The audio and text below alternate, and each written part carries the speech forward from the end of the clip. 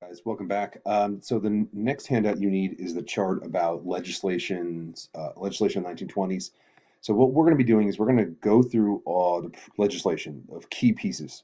We're going to talk about who the president was, purpose of the law, what did the law actually do, and then ultimately who benefited, how, and why. The thing I'm going to try to stress to you here is right, like this return to normalcy we just talked about. A government is going to change its approach. Not progressive big reforms, but much smaller, much more pro-business. And so it's important that we kind of have this overview of all these laws. So let's get started. All right. So none of these really have exciting names. I'm just going to be honest with you. Let's start with the first one. Budget and Accounting Act of 1921.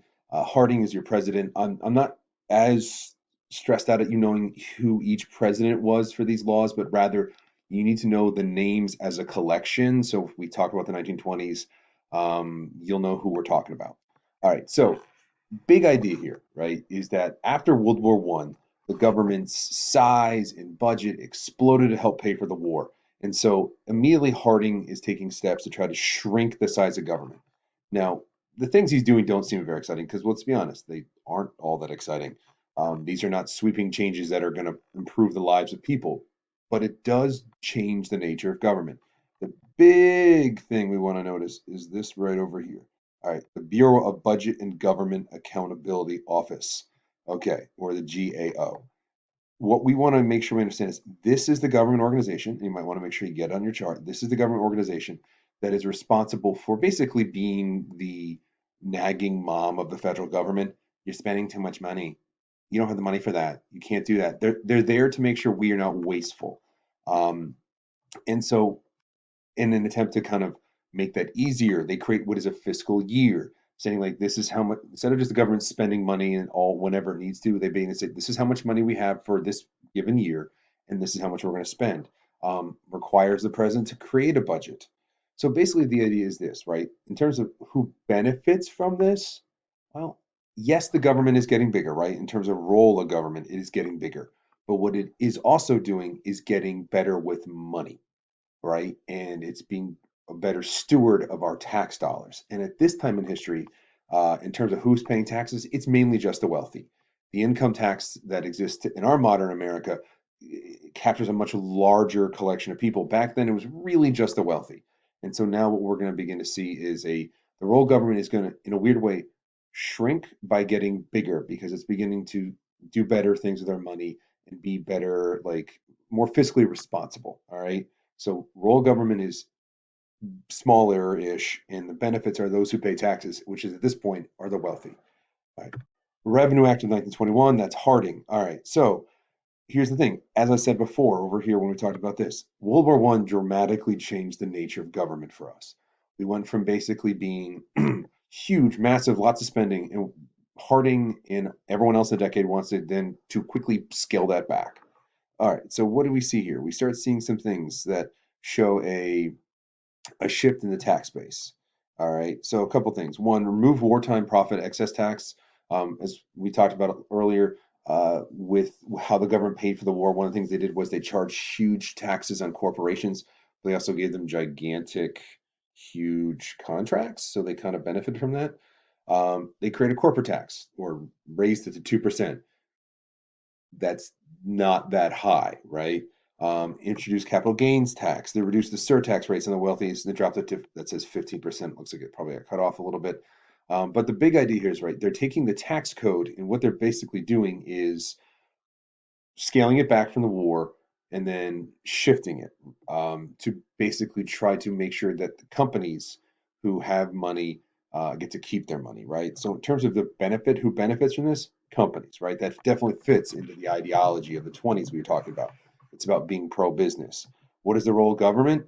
Um, again, the way we want to think about it is this: if the government has less money, they can do less things.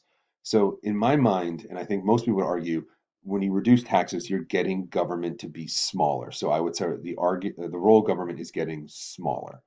All right, next, the 40 McCumber tariff. Okay, so remember, a tariff is a tax on imported goods. Again, Harding got a lot done for a guy who wasn't president for very long because he died. Anyway, The tariff is going to be basically designed to protect American businesses. All right, what we've seen tariffs used in this effort before. Let's go all the way back to Hamilton, right? One of his reports was America needs to build an industrial base.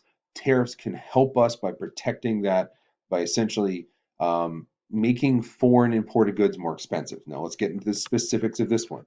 All right, so tariffs didn't just go up a little bit, they went up a lot a bit, 130% increase in 2 years. That essentially means that everything being brought in from Europe or other parts of the world is going to be insanely expensive. All right, the other thing that we got out of this is to give the president the power to raise or lower tariffs by 50%. Normally, this would be something that would have to be done by um, the Congress, right? But now the president's got more power. All right, now the problem with this that we want to focus on is okay, first of all, you don't think the Europeans are just going to take this line down. They're going to also do tariffs on our goods. So then we have this rate war that's only going to feed and create bigger problems, especially when we start talking about the Great Depression. The other thing it did too was this. It helped re-establish monopolies and trust to a great extent because European goods provided competition. Competition helps lower costs and improve the quality of products. But if there's less competition, then there's more monopolies. So when we start looking at this in terms of the benefit, it's pretty obvious the benefit, who the benefit here is, right? The benefit's going to be for the companies, right? They're getting protection that's going to make American made companies more successful. The role of government, yeah, it's getting bigger, right? But a couple things. One, tariffs were not new. We'd always been doing tariffs. And the other thing is, remember, government is not, the size of government can go up or down, okay. But what's the point? The point of government here is to help companies. So now we're seeing companies benefiting from this. A couple minor things I just want to point out here, right? Over the course of the 20th century, we're going to see a growing, I guess some people will call it problem. The president was designed to be kind of more of a caretaker, at least we think, based on the Constitution. But in the 20th century, the presidents continue to grow in power. And here's just another example of the president being given a power they probably didn't have, and the Constitution framers probably didn't want them to have. All right, next thing. All right, the National Origins and Immigration Act. Now, Harding to Coolidge. Harding's dead, so now we got Silent Cal. All right, purpose. So the video we watched talked about this, and America began to try to shut its doors to the world, right, and become um, a country that was traditionally white and Protestant. Now, total numbers, again, let me see, let me move this over so you can see it a little bit better since it got cut off. There we go. Total number of immigrants from a country. So basically, here's what it did, right? It set limits, quotas from countries. And they basically said, all right, only 2% of the US population of Italians from 1890 could come in. So let me try to explain that better. All right, if there's 100,000 Italians living in America in 1890, only every year, only 2% of that population number, which would be 2,000 people, all right, would be allowed in from Italy. Couple things. One, 2% is a really low number, right? Not a very big number. Also, they went back to 1890. This law was passed in the 1920s. They went back over 3 decades and used census data from 1890. Okay, why? Well, here's the deal. In 1890, we hadn't seen a wave of immigrants coming from Eastern and Southern Europe. We hadn't seen, as we talked about in that chart, we hadn't seen large Italian or Polish or Russian immigrants yet. Those are coming later. So by doing that, you're also deflating the number of people who can come in. Does that make sense? Now, even despite the 2% quota, there are certain countries that are still seeing large numbers coming in. So in 1927, they update the law and put a pretty hard cap on it at 150,000 people. So it's either going to be 150,000 people or 2%, whatever number is lower. All right, now who benefits? All right, I think the argument you'd probably make in terms of the benefit would be, I guess, the workers, right? Factory workers, industrial workers who don't have to worry about new immigrants coming in like we saw in the Gilded Age that provided a constant stream of workers that could drive down wages. So workers benefit from this, right? But also, let's be honest, America isn't all that has been very welcoming to immigrants throughout our history. So this isn't a real shock. Role of government, okay, it's getting bigger, right? But again, it somewhat fits in this idea of return to normalcy, going back to a period where we kind of had more xenophobic views. I hate to be so pessimistic about it, but I think that's a pretty fair way to sum this up. So this is kind of a weird one, but it definitely needs to be talked about and noted in this period in history. All right, next major bill. I'll shift this over so you can see everything again. All right, so the Revenue Act of 1924, Mellon Tax Bill. If you want to write the Mellon Tax Bill on your chart, so you got it. So here's what we noticed, right? The first thing you're going to see is they're going to reduce taxes, and they're not just going to reduce taxes once; they're going to keep reducing taxes. They basically kept cutting the graduated income tax lower, lower, lower, lower, lower. So again, who benefits from this? Well, you got to be wealthy enough to be able to pay taxes. So yes, the rich going to get a lot out of this. Now, the reality is this, right? This idea of cutting taxes so that the wealthy have more money becomes kind of a common belief within the Republican Party. So you've asked me over and over again, when do we see the true modern Republican Party? This is the kind of beginning stages of it. Small government, low taxes, people take care of themselves, things of that nature. And so out of this comes this idea of trickle down. We will see this again in the 1980s. It's called Reaganomics or supply side economics. But the idea is that wealthy people are good with money, give them more money, and they'll do things with it. They can invest in the stock market, which would give companies more money to then use to maybe expand more innovation. So the big idea is that you put the hands money in the hands of people who know what to do with it. They will do good things with it, and that will lead to jobs, and jobs means more wealth and success for everybody. All right. Again, we'll kind of touch on this issue again later when we talk about the Great Depression. So who benefits? Well, it's pretty obvious who benefits. The wealthy, right? They're the only ones paying taxes. Their taxes are getting cut lower and lower and lower. And if the role of government, based off of this idea of lower taxes, comes into play, then yeah, government's getting smaller. All right. Perhaps my favorite thing on this is the Kellogg-Briand Pact, because here's what it was. It was a agreement between 100, or excuse me, 62 nations that basically outlawed war. You just know how that meeting went, right? You're like, well, dude, nailed it. We won't have war ever again. We can just wipe our hands of that. Now, here's the problem, okay, with outlawing war.